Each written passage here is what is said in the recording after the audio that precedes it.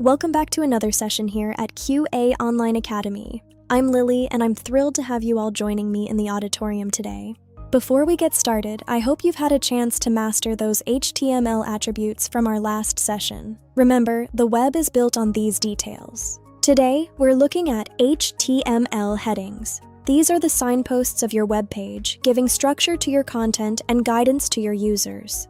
We'll learn how to hierarchy your titles from H1 to H6, why they matter for search engines, and even how to resize them. Ready? Let's dive in. HTML headings are defined with the H1 to H6 tags. H1 represents the most important heading, while H6 is the least important. Headings aren't just for looks. Search engines use them to index your page structure, and users rely on them to skim your content quickly. Think of it like an outline.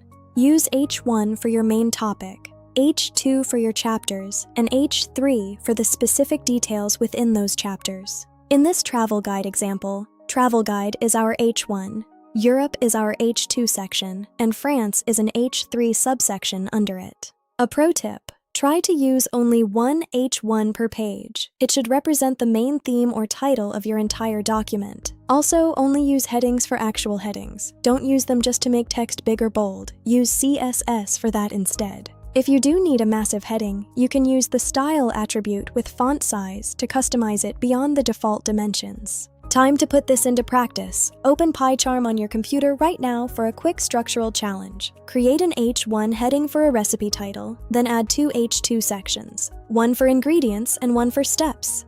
10 seconds on the clock.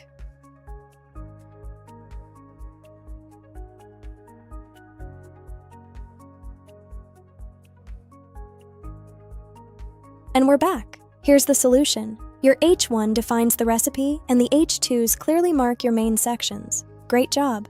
You've now mastered the architecture of HTML headings. This is a massive step toward building professional, readable web pages. Our next chapter is HTML paragraphs. In the meantime, go back through the previous lessons and practice at home whenever you can. Join our growing community. Subscribe to our YouTube and TikTok channels, visit our site, and please leave your feedback. We love it. Keep coding, stay curious, and I will see you in the very next chapter. Happy practicing and goodbye for now.